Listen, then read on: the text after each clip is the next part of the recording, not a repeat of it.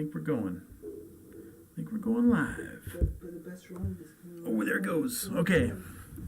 Here we go, everybody. Welcome to Houston Have a Problem, episode 101. This is the charity show, Charity Tuesday. We already raised $52. We're like 5% of our way to our $1,000 goal of raising money for Save the Children. They're on the ground in Tonga helping folks that have been affected by the god-awful volcanic explosion of the Hunga Tonga volcano. I want to thank everybody who's doing it so far. Thank you. Charity Tuesdays are the best days to do a show because we're helping that just warms everyone's heart. So might as well do some thank yous right off the bat. Thank you, Josh Walker. Thank you, Filthy in New Zealand. Tech P, thank you. Thank you, Anonymous. And another Anonymous, and another Anonymous. And, that's it for the moment. I'm hoping more of you will jump in here. And I know things have been read, so asking you to donate is, a big deal. But it's to help folks that are in one of the most remote locations in the world. They are absolutely devastated, and we're gonna do what we can to help them out. Save the Children was the best charity I could find that's actively doing stuff for Tonga right now. I couldn't find any direct Tonga charities on YouTube, so that's what we're gonna get. All right, so let's get into it. For the most part, I'm gonna let you know right now that right off the bat, I was not paying attention at all to the market today because I was on a beautiful train ride going to Italy to absolutely stuff my face with one of the best meals I've ever had in my entire life.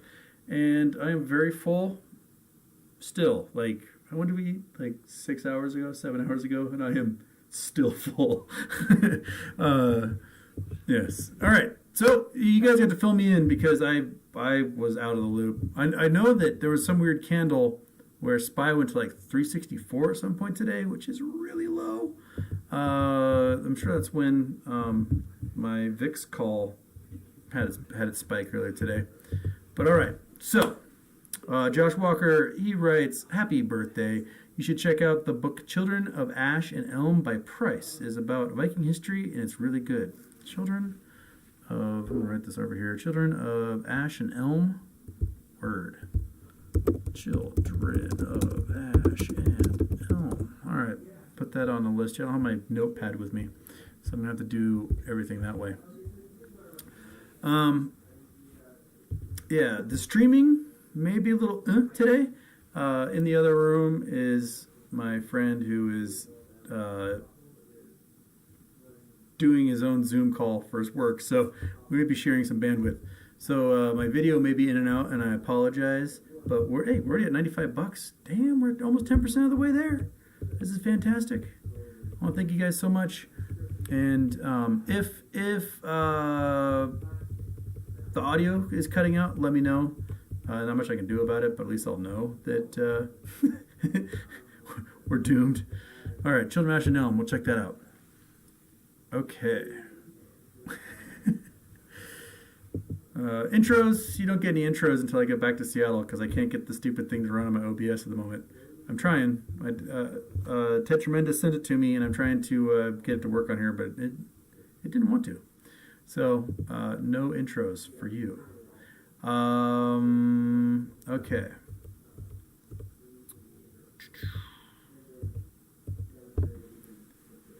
Michael Ayero, Houston, what are the first 5 things you'll do to secure your money after MOAS? Man, I don't know if there's necessarily 5 things to do. Number 1, upgrade my brokerage account. So I want to be in the fancy gold platinum account where they, send call girls to my room when I go on vacation, and they take care of me and massage my shoulders, and they make sure that my every want is met. That's the type of account that all the rich people have. Whether they're at Schwab or Merrill Lynch or Fidelity or Vanguard, every rich person has some sort of fancy high-grade brokerage account, and they get the best, sweetest deals and money management and advisors and all sorts of stuff.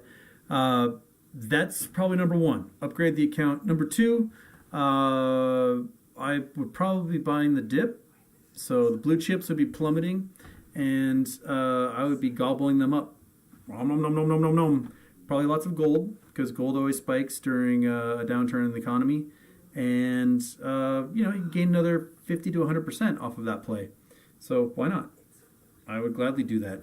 And then if I have all my money in those blue chips and possibly Vanguard funds, then I can just live off the annuities and never have to think again for a day of my life.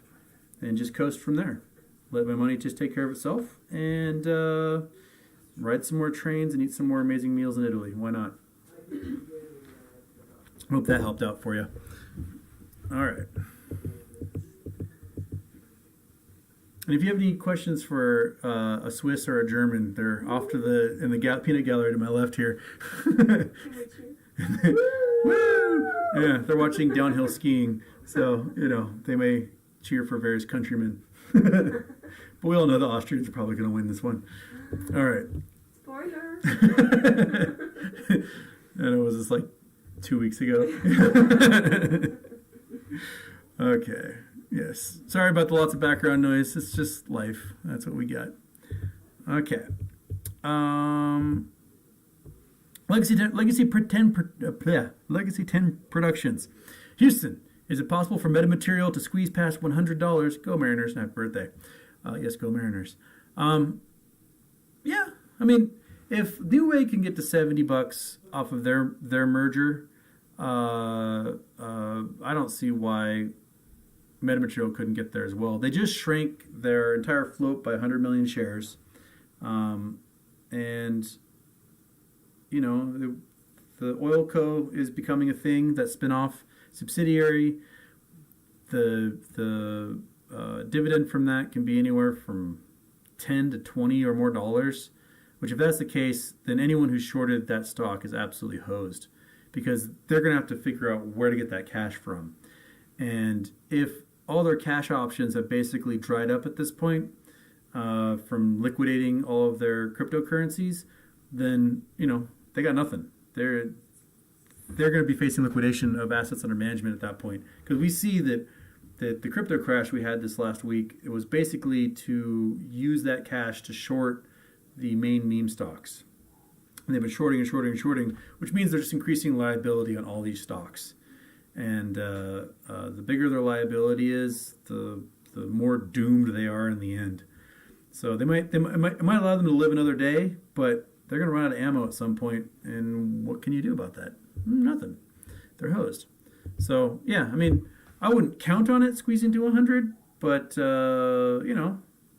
maybe keep a couple of those little lotto tickets going in case it does. Not financial advice. I'm not a financial advisor. Gotta keep reminding that. All right, more thank yous, because we're 152. We're 15% of our way to our goal of $1,000 for Save the Children. Truth Seeker, thank you so much. Also, oh no, it's my thing, not anonymous. Thank you. Anna Rulnick, thank you. Another anonymous, thank you so much. Tinfoil Jumpsuit, thank you. Martin Irvine, thank you so much. Egg Spit, that's always a good name. And then anonymous. Monial, thank you. And then there's okay, there we go. I think I got everybody in the thank yous there. And Project Sun, thank you for jumping in there and getting everyone to rally up and donate for charity. Again, charity shows are the best shows. So you guys, I don't get super chat notifications, so I'm going to try to answer everything I can during a charity show. It's getting late over here for me. We've been awake since early in the morning. So we're going to go until I can no longer go anymore. Okay. All right, Euphoria Morning, Houston. How's it going? It's going lovely. I had the greatest sea bass I've ever had in my entire life. Tinfoil Jumpsuit. Hi, Houston. I just started a new job as a high school art filmography teacher. Awesome. Any tips from one teacher to another on making class awesome as possible for my new students? Oh, man. Well, I never taught on the art side, but I did teach artists, because I taught the Art Institute for a decade, and now I'm teaching at the Seattle Film Institute. So teaching artists science. And that is an animal of its own. Uh, what I suggest is you don't just teach them the fundamentals, but you can't teach them why those are the things. So, I mean, I think back to my own photography classes 20 something years ago.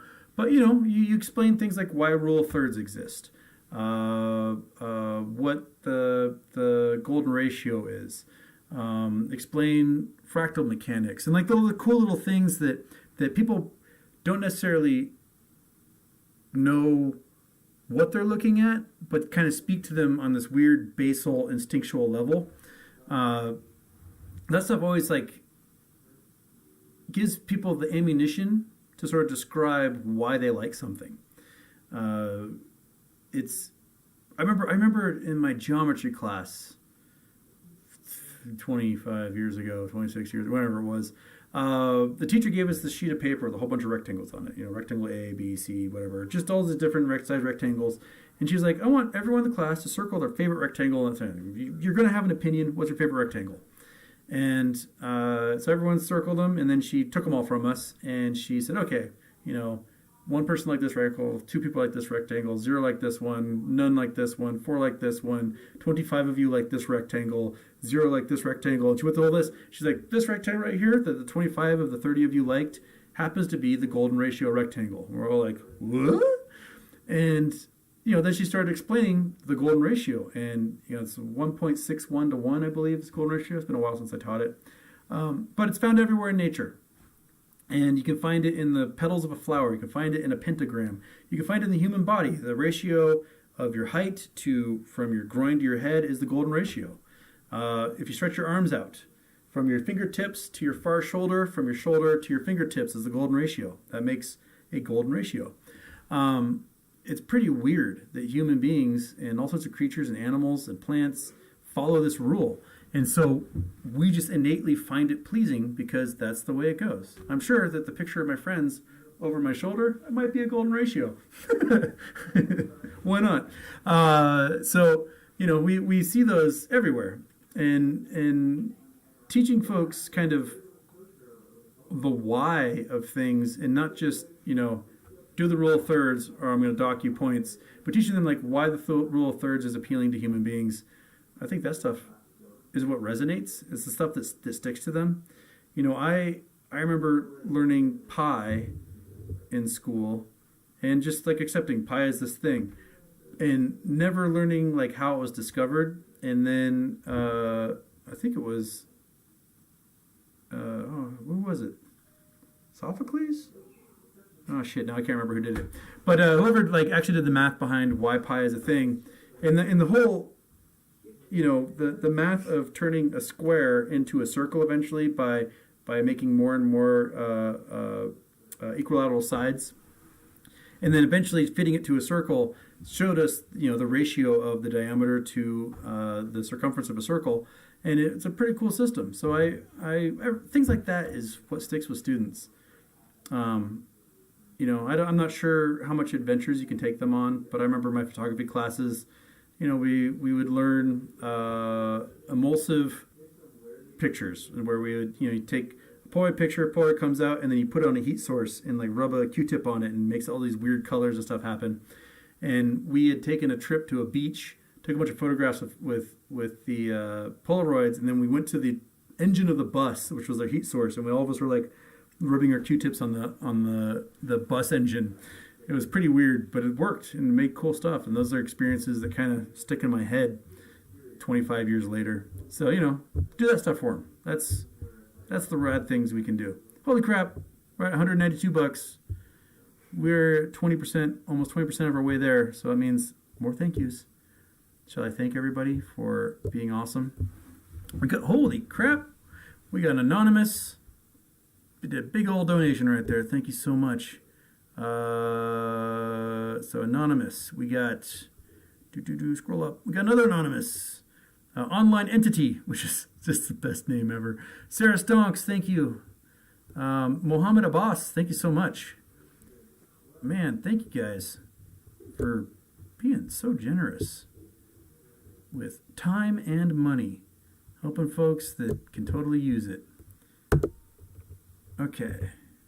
Anna Rulnick. Hi, Houston. I was listening to another AMC GME YouTuber today and had to shut it off. They started sounding like QAnon. Please level set us on the squeeze and mark it without tinfoil hat. Yeah, conspiracy theories are not my forte, and those of you who have watched me in the past know that I will oftentimes use either history, physics, or math to disprove quite a few conspiracy theories, and then, folks end up getting mad at me about that, but whatever. Such as all the folks with the Hunga Tonga volcano that seem to think that there's some sort of like nuclear bomb that went off. No, it was steam and magma that caused a giant explosion. That's what ocean volcanoes do. All you have to do is look at Santorini in Greece, and you can see the giant crater in the Mediterranean Sea that used to be the caldera of an ancient volcano. So, we got ourselves that stuff. And the QAnon things, yeah. The guy behind QAnon, he's the owner of 8chan or 8chung, whatever they call it now. He moved to the Philippines just to like diddle kids. So I would really take his whole QAnon crap seriously, because he's the dude doing that stuff. Oscar Bavelar, Houston. Glad to say Stock Block was looked at today for a 5-share buy. Yeah. All right, get in there. Kumquat Smoothie, island on a lake, on an island on a lake on an island. Oh goodness, we had to go up to northern Canada for this one. I think I've shown you guys. I think we've gone there before. Okay, I got to get my Google Earth going here, which might cause this computer to just absolutely have a meltdown. But one moment. Google Earth Pro. Open. Expect the fan to start coming on here. It's going to take a sec to get it up. That's what she said. Okay, Google Earth scenes. Bam. Oops. Gotta take. No, Chrome, go away. Chrome, go away.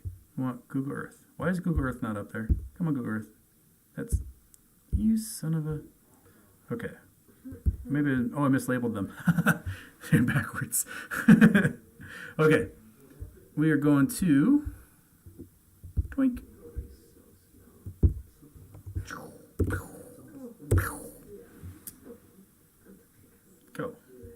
Go to the island, lake, on a lake, on a lake, on a lake. Uh-oh.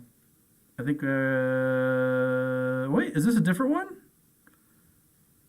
Oh my goodness, this is a different one. This is one in the Philippines.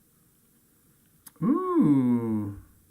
I didn't know about this one. There's one in Canada that's like a island with a lake, with an island with a lake, with an island with a lake. So here we go.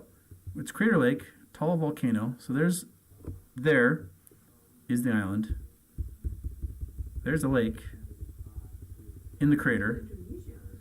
There is another island with another lake that is on a main island in the Philippines. That's pretty rad. So how many layers is that? So one island, 2 islands, 3 islands. We're 3 islands in. If I can remember where the one in Canada is, it is. Oops, come on. Don't zoom. Keep zooming out. Sorry, touchpad. We are in touchpad land here. All right. Okay. Going northern Canada. Going northern Canada. I think we're in here. Is this where we're going? If anyone has the coordinates, it may take me a while to find the island with a lake, with an island with a lake. If you want to watch me just absolutely murder trying to find this thing, I think it's on Baffin Island. That sounds right. I might be wrong. It's probably a good idea if I don't spend my entire day trying to find this island. But I think it's 4 layers of islands and lakes up here in Baffin Island.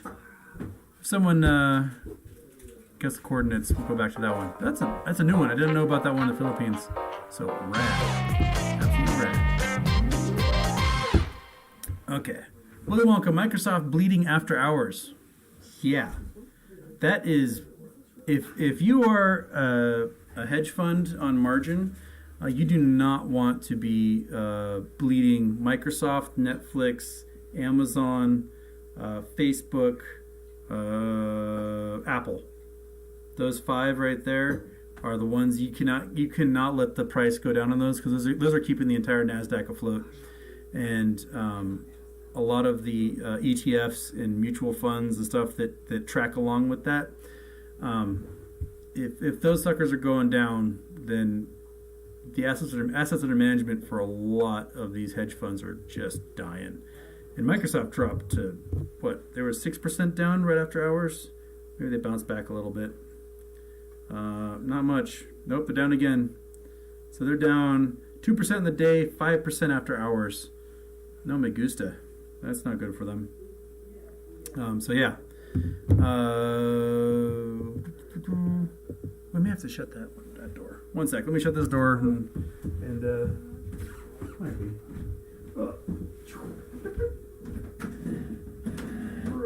Such is nature of shared space. All right. Never let him back in here. All right, we're back. Okay. Justin, Kappa TV, can the SEC delist AMC or GME for whatever reason? How would that work, and what would happen in such a scenario? They've been making weird tweets lately. They have been making weird tweets. They, what they do today? The Chicago SEC office tweeted that they can suspend trading if they think it will protect investors. I'm not sure how they would make the argument that they could suspend trading on a stock that would make people millionaires via a short squeeze in order to protect them. Also, if you delist AMC or GME, there is no way for these things to get for these books to get balanced. If the books can't get balanced, then how are they ever going to move on, right? They have the incredible amount of liabilities. So I think delisting would result in mutiny, absolute mutiny, and retail investors would pull out of the market. If retail investors pull out of the market, then there's no more schmucks for the hedge funds to basically bilk anymore. I mean, hedge funds make their entire career and all of their profit off of absolutely shorting a stock that retail investors hold, get the retail investors to panic, and the price plummets. And then that's how they short that stuff, and they make a fortune off of it. So if they kill their gravy boat by pissing off every retail investor in existence, and pissing off all the foreign investors, because remember, 40% of the U.S. markets are foreign investment. And if people take their money and put them into the Nikkei or Frankfurt or London, then the U.S. economy is toast. No one's going to be buying our bonds anymore. Not going to be investing in our stocks. And we just ruined, the gravy train for everybody. So the SEC really has to think hard about why they would delist these two stocks, since these are the most common stock owned by retail investors, essentially. That would be a bad idea. But what would happen if they did that? I'm not sure they would delist. I think it would probably be a halt on trading. And if it's a halt on trading and these hedge funds are facing liquidations, then essentially there's going to be a buildup of buy orders. There's going to be not just buy orders from the trading computers that were doing the liquidation and forced buying to close these positions, but it's going to be the retail folks also who are like, oh, I want a piece of that. The price has remained at $30 or whatever for 2 weeks. And the minute they turn trading back on, that backlog of orders is going to flood the system and the price is going to go to the moon. I don't think it's going to work out in anyone's favor to do that. So, the SEC would be stupid to do it on multiple levels. So I don't think they necessarily will. Oh boy, we're at $254 raised, which means let's go through and do some thank yous. So, who we got Who we got? I gotta scroll back up here. Come on. Travis Wright 13, thank you. Thank you so much for donating and helping those who need the help. Iest, I hope I said that right. Thank you so much. Talvin 4 and Anonymous. Thank you. Another Anonymous. Awesome. Thank you so much for donating. We are 25% of the way, or a quarter of the way to raising $1,000 to help the folks in Tonga via the Save the Children Fund. So awesome. It's just, you guys are rad. You guys are so cool. All right. Okay, that's Microsoft Bleeding question. That's SEC question, and we're down to Tyler English. Hey, Professor. You can throw the intro on Vimeo and pull up the website when you need it. That's actually probably, that's a good idea. It's a brilliant idea. So that would work better on my laptop with the crappy OBS version I have on here. Yeah, no, brilliant. Brilliant. Okay. Jabon, can you turn yourself up a bit? I'm trying to shower and listen, but you're pretty light over the shower running. I don't know how to do that, but I'm glad that you are absolutely naked with me in the room. That's fantastic. So, congratulations on showering while listening to my soothing voice. Fried Tater Explosion. Is there much awareness of the U.S. meme stocks amongst people you have talked to in Switzerland? Quite a few. Yeah, there's people know what's going on. They've talked about it, and it made international news last year for sure. Benny, were you aware of the GameStop squeeze? I was. There you go. See, there's a Swiss man right there, totally aware of the GameStop squeeze. Confirmation. All right. Matty Vision asked, do you have a price target for metamaterials? I think anything above $70, along the lines of what Newegg did last spring, is reasonable. And if it goes higher than that, because people are actually paying attention to it this time, whereas the Newegg squeeze, no one saw it coming. It just happened. This time around, there's actually active folks involved in the squeeze play, and that means there's a lot more investors and probably a lot more shorted stock, because people are buying, then market makers are generating synthetic shares and flooding the market with them, which is just creating more liability. So yeah, we are short hunters at this point. We are finding anything that's shorted, gobbling it up, and putting the screws to these short hedge funds. I wouldn't doubt if by this time next year short hedge funds don't exist anymore. At least not in the way that they're working now. So we are in a weird world at the moment. Okay. Limited 251, do you believe the crypto crash was for them to buy more shorts? Yeah, pretty much. I think the crypto crash was a way for them to generate a whole bunch of cash, use that cash as liquidity, and then they can essentially get their 30-to-1 margin. So, you know, they generate $1 billion, about $1 billion in wallets completely emptied of all crypto. And that $1 billion in cash translates to $30 billion in margin that they can use to just short this stuff down. So that's where we are. We'll see when they run out of that cash, and when they do, and if the market is still dropping, then remember their assets under management shrink, and when they stop shorting these stocks, the value of them rise. So that liability is going to get really big, and they're going to be screwed. And that's when margin call is going to happen, and then they're going to have nowhere to turn to get more liquidity. This is kind of a last gasp effort for them. Different Lime, did you end up looking into your theory about how much it costs per hour to short at current volume of dark pool? I didn't look at it much further.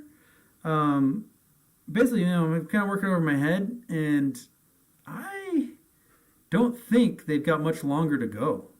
The buy pressure is coming from our side, and if they're selling and they're generating more liability, they've got maybe a couple of days left across the board. So if they're doing it to Cost, they're doing it to GME, they're doing it to AMC, they're doing it to Bed Bath & Beyond, and Nokia, and BlackBerry, and Metamaterials, and, you know, a dozen other stocks. Yeah, they are working hard at maintaining this stuff. Okay.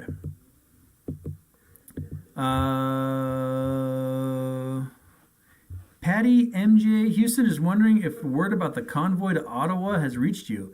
Made the Guinness World Record already, and they were just getting started. U.S. truckers are joining us. I have no idea what that's about. So, no, that does not. The news has not made it here yet. So, I may have to go in and look at it. Emil Zikovic, you gonna start selling GME at 100K? Probably sell one at a time.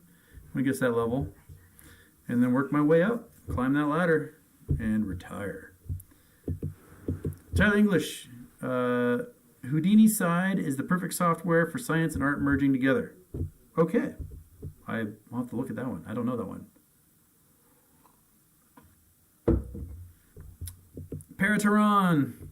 Hey there, finally subbed and been watching your previous videos, so thank you for everything you've done for apes. Thoughts on the hypothesis that GME will hit XX millions peak?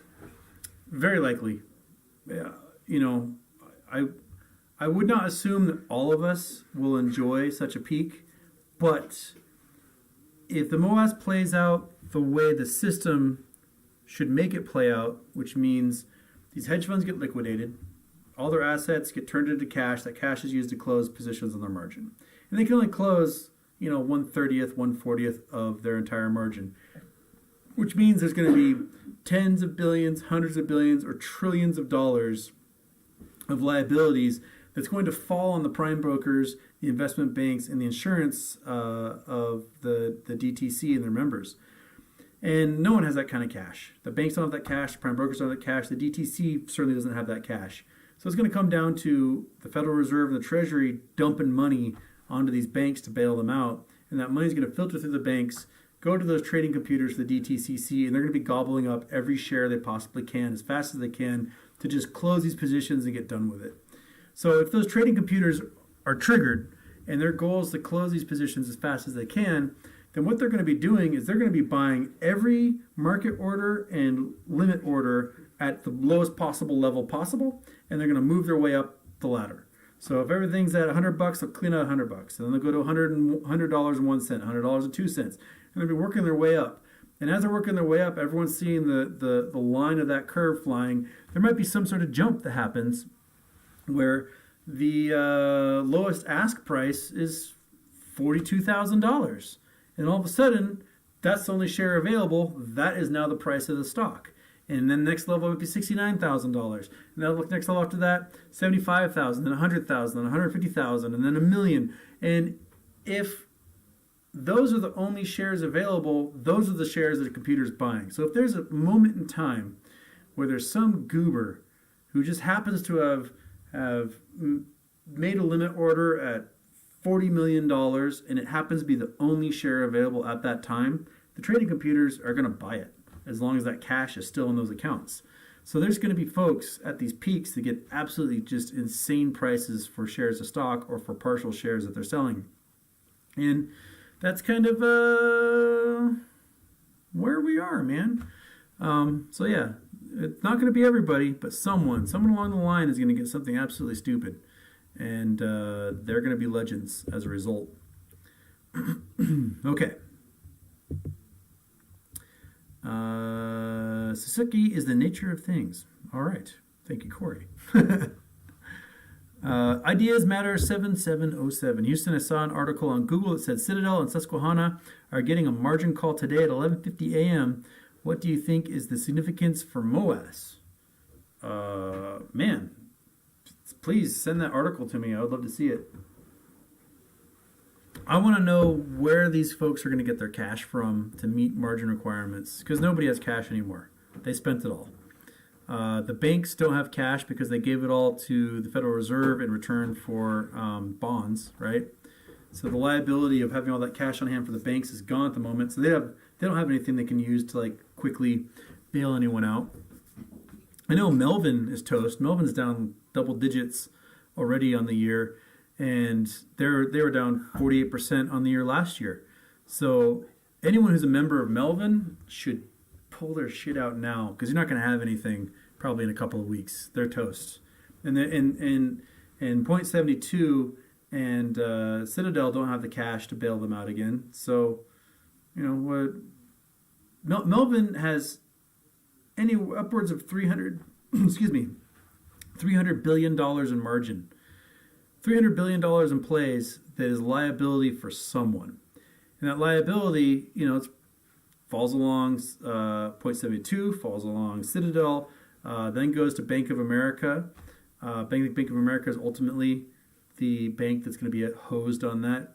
Bank of America doesn't have $300 billion in cash to close out those positions.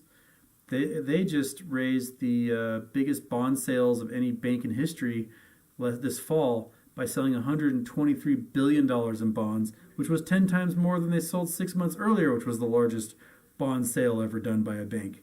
So I don't think Bank of America lasts if MOAS happens. They're gone. So Bank of America's gone. Wells Fargo's probably gone in that case.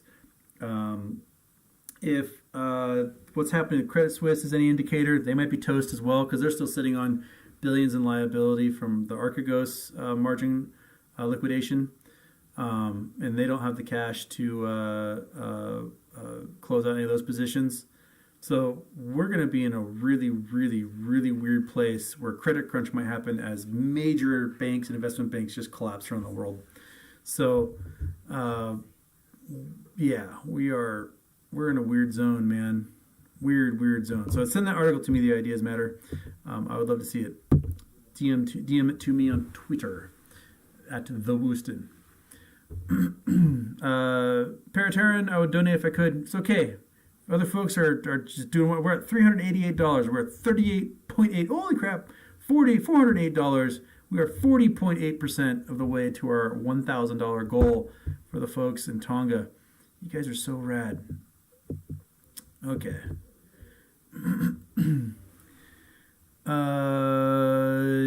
Jason Bennett, they renamed the Patagonian toothfish the Chilean sea bass to sell it. It has a more pleasing name that people are more likely to want to eat. I've had Chilean sea bass. It's delicious. I have no idea what they actually look like. They probably look like some sort of freak from the deep sea. But as long as as long as they taste good, I'll eat it. Didn't they also call it escolar? No, that's Mexican sea bass. Is escolar? I can't remember. Escolar? Escargot? No, those are snails. Yeah. Okay. Mark Sloan, Houston. I'm very new to this GME squeeze. How many GME stocks should I have to make enough money from the squeeze? Ooh, that's a rough one. It depends on how lucky you are and what kind of buffer you have. I'm sure if you happen to have one share of stock and you happen to be that goober who sets a limit order that's the sky's the limit and those trading computers buy it up, then you're good to go. I'm not going to count on that. My plan is, when the stock price gets to what I think is absolutely ridiculous, which would be $100,000 a share, you sell one. And then you set a limit order 50% higher and you sell that one. And you just work your way up until you think somewhere around the time that the volume of shares purchased meets the obligations of closing out those positions, and then just be done with it. Sell everything you can. That's my plan anyway. You can do your own plan. But the folks who have hundreds or thousands of shares, they are definitely going to retire off of this, and they don't necessarily have to be as strategic with how they sell their shares because they're going to see so many zeros in their account when the MOAS happens, when the squeeze happens, and those hedge funds are getting liquidated, that they're golden. So I am not at that level. I do not have that many shares. I've got enough that I think I can retire comfortably when the MOAS happens. And if it goes beyond that and I am like stupid, buying pleasure boat and cruising the world with babes and bikinis rich, then that's one way to go. I don't need that kind of money. I just need to have a cool truck so I can drive around with my dog. That's all I care about. And not have to pay bills. Because who gives a shit about bills? Okay. Not financial advice. I'm not a financial advisor. Wildcat Strike says, after learning the golden ratio, I saw it everywhere. Sidewalks, slabs, secondhand smoke. Yeah, it's spirals. Spirals are golden ratios. They're everywhere, man. Paraterran, also thoughts on which moon within our solar system holds the highest possibility for complex life. My bet is Europa. Jupiter moons are so cool. Yeah, I'll go with Europa. Europa's got definite tidal forces happening inside of it, which is going to cause volcanics, but it's got a really deep ocean that's surrounded by ice. And so under that ocean are thermal vents, and those thermal vents may be where early Earth had its first life forms form out of. You got amino acids, you got heat, you've got water, you've got nitrogen, you've got probably electrical charges. It's very likely that life forms could form out of that. So yeah, I agree with you. Eggspit, is human telepathy a real thing? No wires or chips?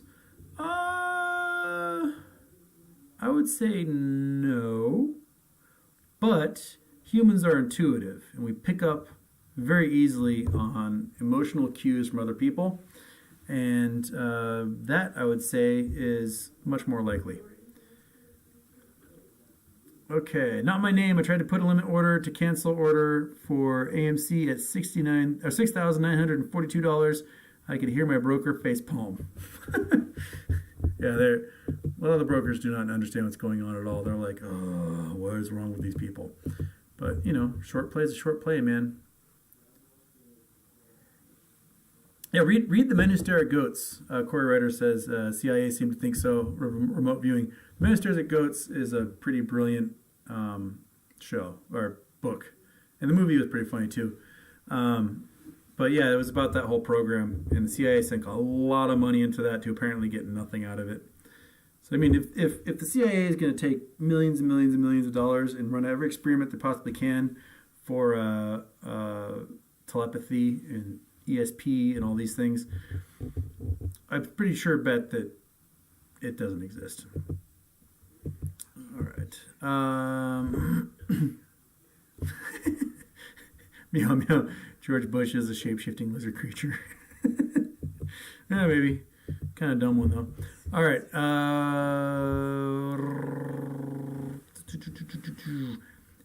Poposhk 1. Hope I said that right. Can we really get paid any significant amount of money from AMC GME squeeze with so many synthetics out there? The synthetics are the entire reason why the squeeze is happening.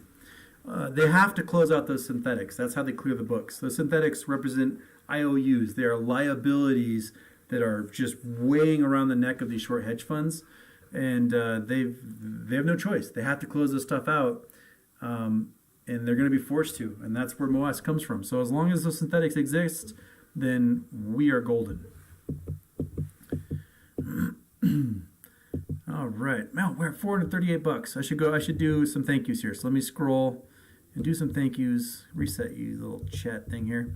So we got Anonymous. Oh, it's a Swiss Anonymous. I see that Swiss francs right there. It's 5 Swiss francs. Daphne, thank you so much, Daphne. Hazardine, thank you. Anonymous. Everton Lacerda, thank you so much. Another Anonymous, another Swiss Anonymous. You got Swiss Anonymouses in here like crazy. Another Anonymous donated. Right on. And we scroll up. Come on, let's keep scrolling. We got a Canadian Anonymous donated. Awesome. Let's see here. Who else we got in here? Travis Wright 13. I think that was where we left off. So thank you so much. All right, cool. Awesome. So that takes us to. So I'm only 25 minutes behind the chat. That's pretty good for me. Usually I'm like an hour behind. Okay, Pickle Beaters. That's a great name. Houston, do you think hedgies are using XRT to short meme stocks? SRT, short interest shop, 250% in one day. And is that why the whole market is bleeding?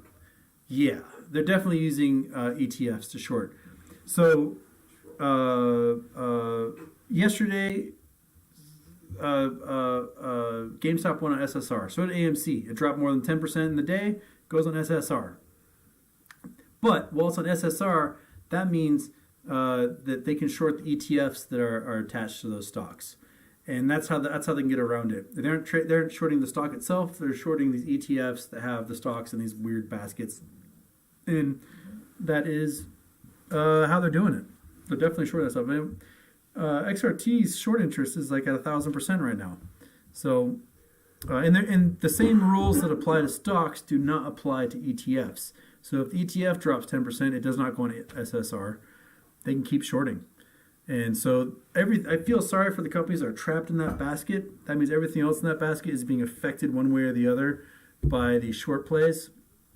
And I don't know. There needs to be something they do different with ETFs in the future. to not allow this. Because screwing with one stock that's in this basket should not affect 100 other stocks along the way. That's not the system we should have. I don't know.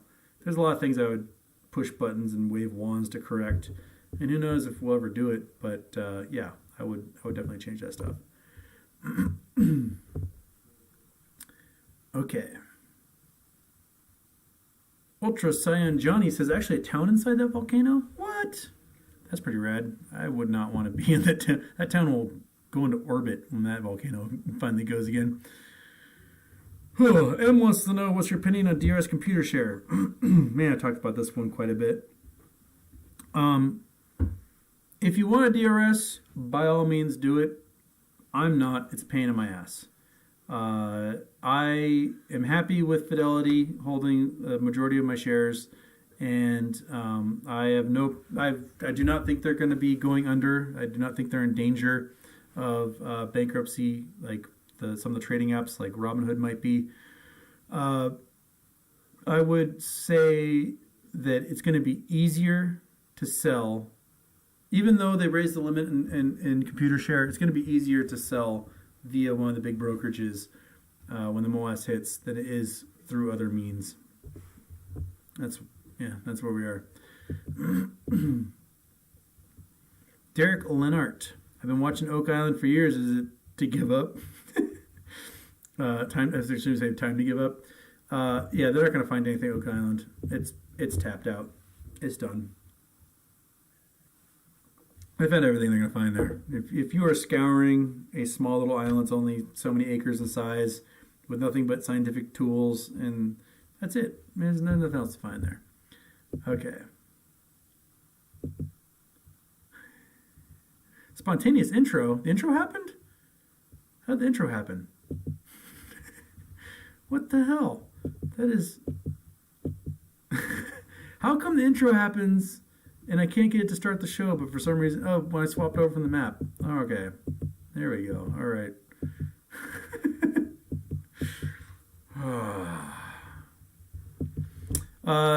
Just one more. Houston, have you seen the class action lawsuits against Metamaterials? Any insight?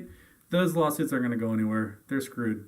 That's just the Carrington hedge fund that shorted the crud out of Metamaterials doing a Hail Mary play. So they got their lawyers to like pretend like something happened, but the only shady stuff happened from Carrington. So it's going to backfire on them because it's going to result in, I believe, being tossed out. They got nothing to go on. Metamaterials merges with a company that's shorted a whole bunch and then gets shorted even more. Where is the lawsuit? Nowhere. So nothing's going to happen from that. Okay.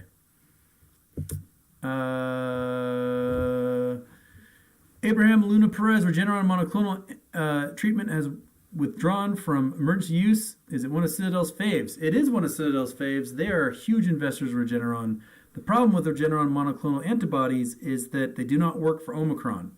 So they need a new source and a new version of the virus that they can clone to make that treatment work again. I think there's only one strain of monoclonal antibodies that have any effect right now on Omicron, and the 4 or 5 other strains, no, the doctors aren't even using them anymore.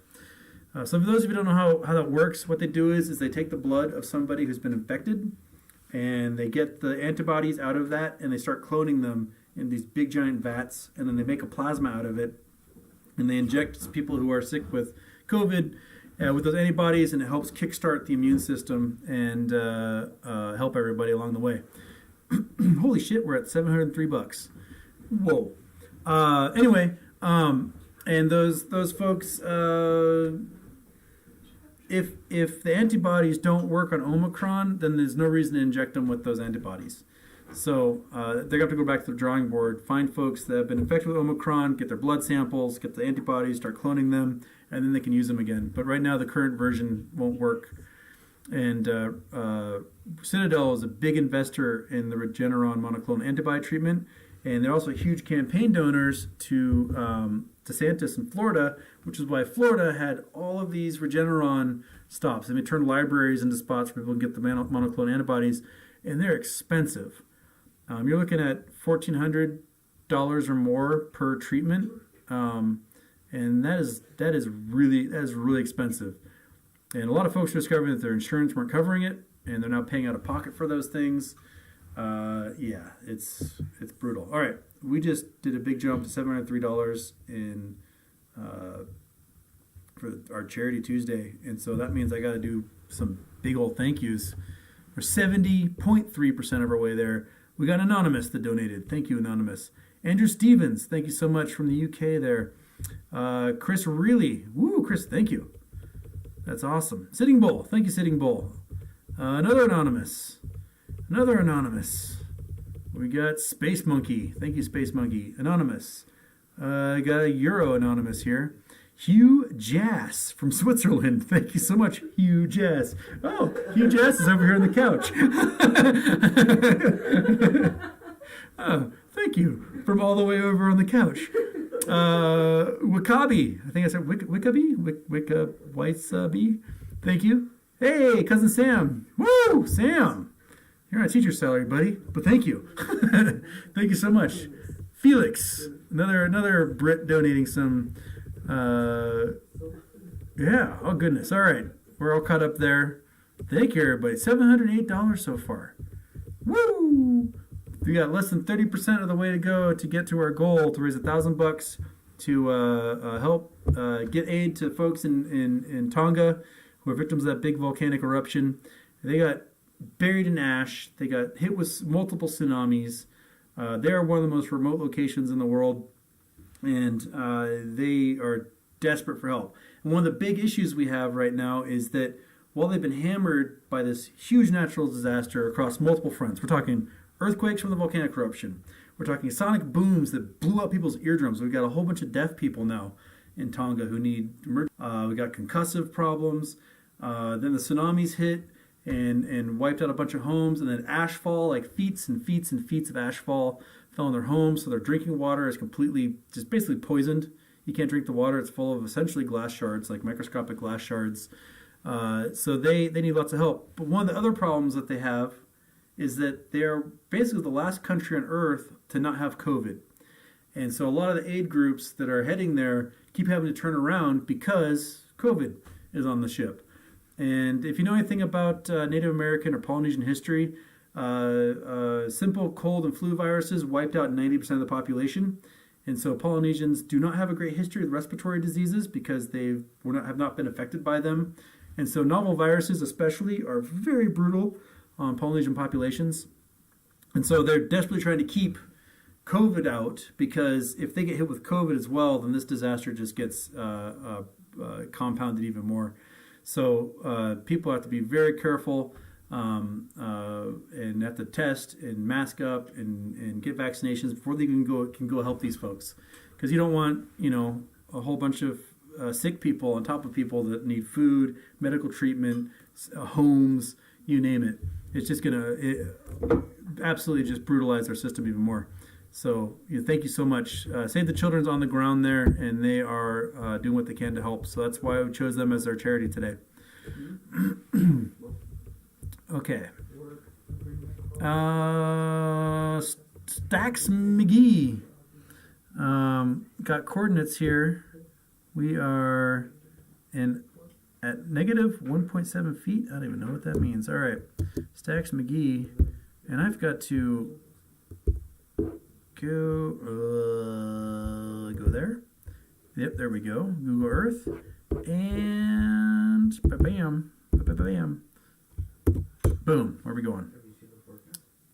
Where we go? Oh, we're leaving. Here we go. We're going to South Pacific. We're going to the ocean. We're going to go inside the ocean?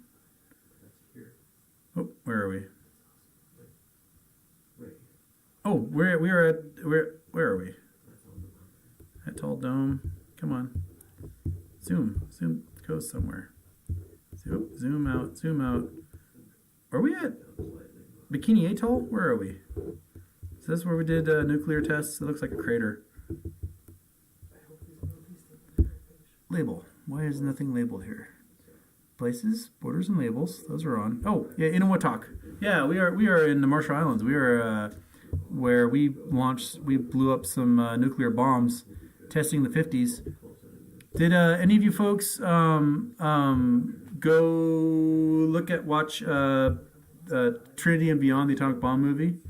In the gallery, hello. They're excited because it's going to snow like 55 million meters over the weekend while I'm gone. So they're pretty stoked that they're going to be drowning in snow. And so the peanut gallery is very excited. Yeah, so we got some craters from nuclear tests in the 1950s. These things are crazy. We absolutely decimated these poor Pacific Islands and relocated so many people and then poisoned all the land to test hydrogen bombs and whatnot. So yeah, that's our legacy. Way to go, us, I guess. Oh crap, I just realized that now you guys are going to make me do the intro that I can't see.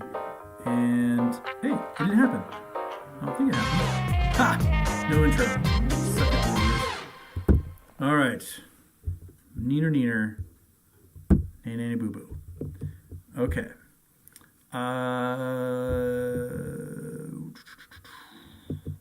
Alan Komaski. Can't wait to hear the smoke they blow up our tomorrow after SEC meeting. I'll be interested to see what they also have to say there. Everton Lassard is asking if the James Webb has arrived at its final destination. Somebody said it was really close in yesterday's show. I have not heard if it's there. It's got to get 1 million miles away to an L2 Lagrange point orbit where it's really far away from us. So it's about 4 times the distance as the moon is from us. And then there's going to be several months of like opening up different parts of the telescope. So first light probably isn't until April at the earliest, May probably more likely, before they can start seeing stuff. So it's going to be a while until we can, point it at possible planets.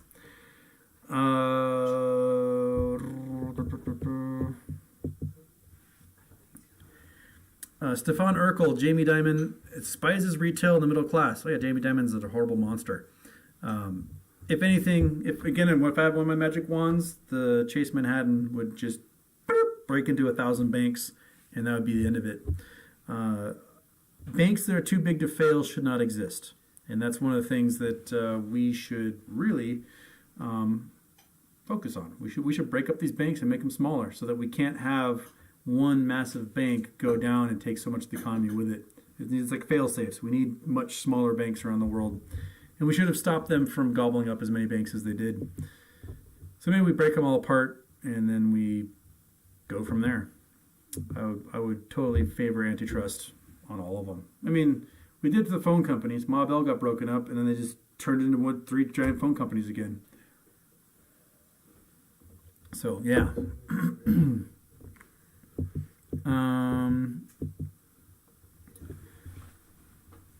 Okay. Peak asks, has Houston talked about alleged Microsoft news tanking everything with it tomorrow? FX Hedgers posted about it before. I did not see the post. I don't know what news would make Microsoft tank. They make money hand over fist. They just dropped $70 billion to get Activision and Blizzard. So I don't know what news. I mean, they're spending $60 billion on stock buybacks to boost their stock price. I don't know why the price of Microsoft keeps going down. I mean, they make $9 billion in profit guaranteed year in, year out. They should be totally fine. Okay. M asks, what price range do you think is possible for AMC if no interference from Adam Aron? Well, there has to be some sort of... that's a weird way of wording this. There has to be some sort of interference for... From the board and the executives to make sure the price of AMC can go pew. How that works is probably they will have to issue stock. They will. They have to raise money and have to pay off debt. And with Omicron killing this first quarter of movie theater ticket sales, they're not going to get there. They're going to lose money this quarter, guaranteed. So they're going to have to issue more stock and dilute the float. But if they do so, they need to sell it to retail and not dump it on a short hedge fund like they did. Or they do a bond offering to retail that are convertible bonds where retail can get these shares.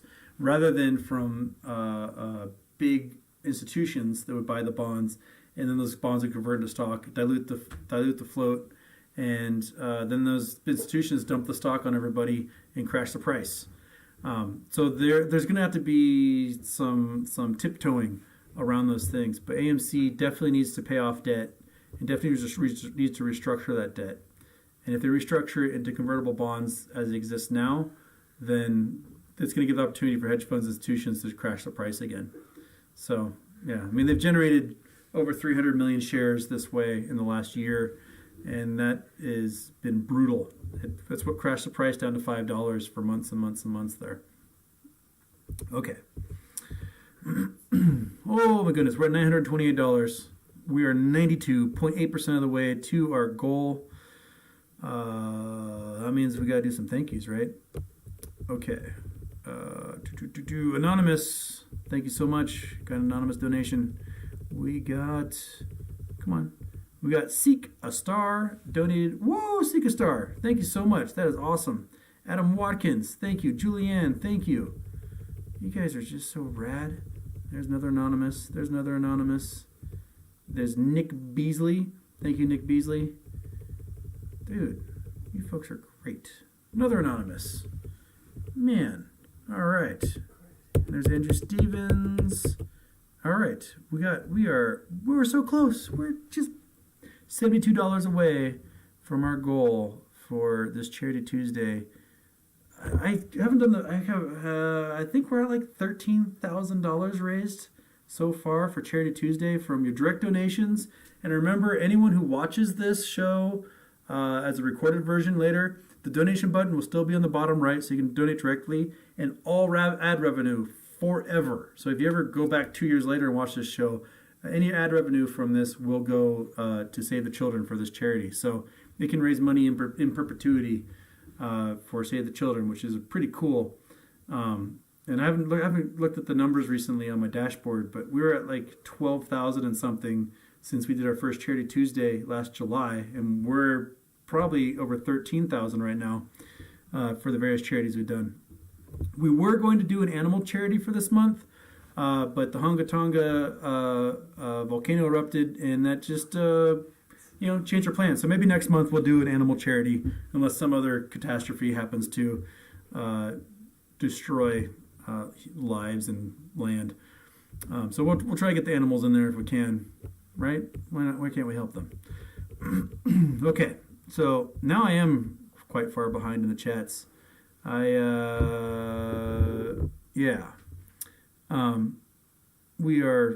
30 minutes behind, or at least. So, yeah. Okay. Where are we going to go here? Where are we going to go? That's the DRS question. We got to go past that. There's the Jamie Dimon thing. Got Mike Tyson in here. Right on. Okay. Mike Tyson says they've been rolling over their FTDs on GameStop heavily since 2005. Around 500,000 to 1.5 million FTDs a day for 17 years. Probably. On average, I wouldn't doubt. I mean, FTDs last January, were in the hundreds of millions for a stock that was at the time only 60 million shares in the entire issuance. So if you're short, 195 million shares on a day for a stock that only has 60 million shares, you're doing something wrong. And those FTDs, they get reset by passing the buck. They play hot potato.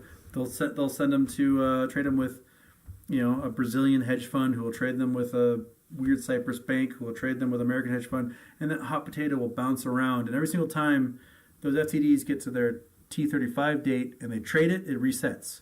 And that's another giant loophole the SEC needs to address. And just stop this crap. They shouldn't be allowed to do these things to us. They shouldn't be allowed to generate.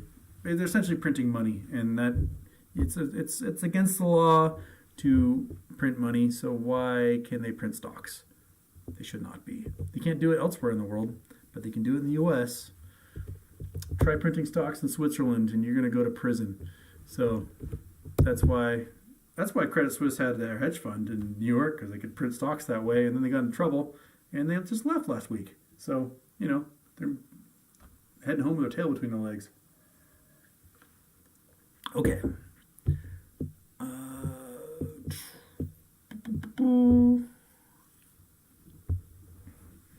Mike Tyson says cash is coming in from Cayman Islands. They have plenty.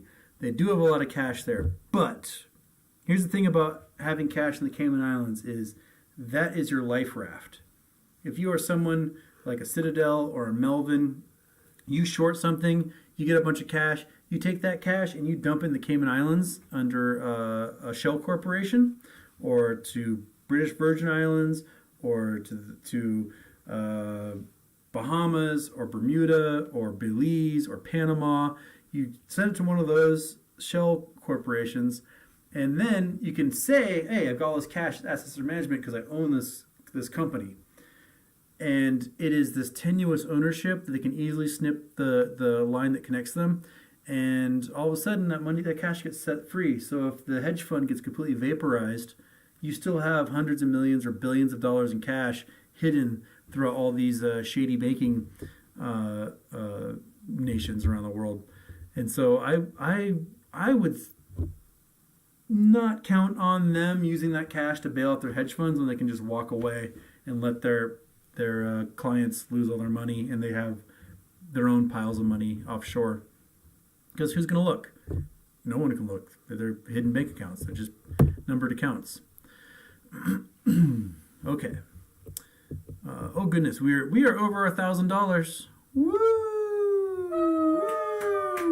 We raised $1,000 for Save the Children Tonga Relief.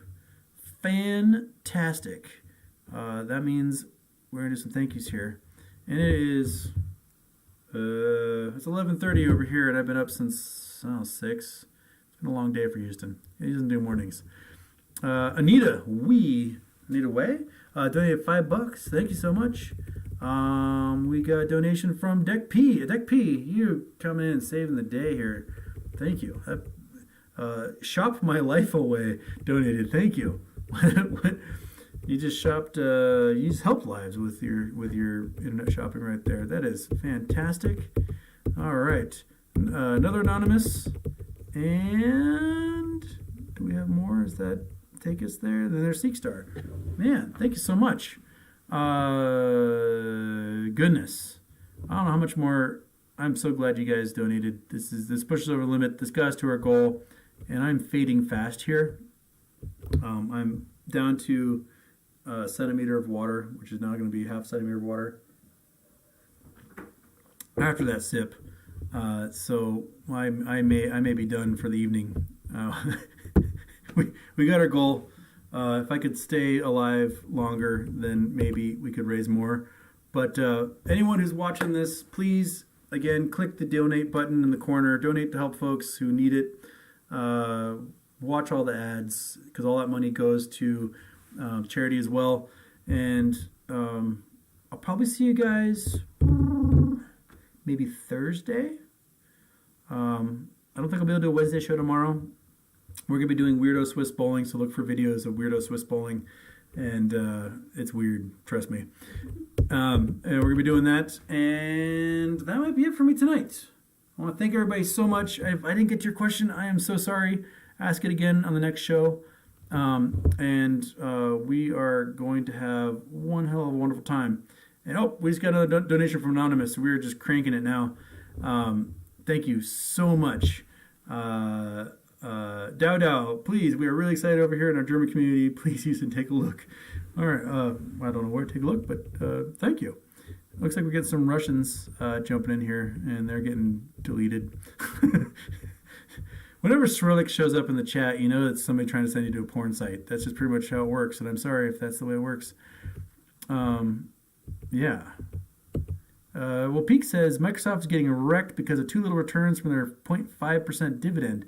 Inflation making it not worth holding, I guess. They may have to up their inflation, or not, up their dividend, and maybe not focus so much on spending $60 billion on stock buybacks, I guess. Yeah. All right. Thank you, everybody. thank you again. I'm going to bid you adieu. Sorry for the short show, but I am absolutely haggard. I don't know if you can see it in the bags under my eyes, but I don't know. My video is kind of herky jerky anyway, so.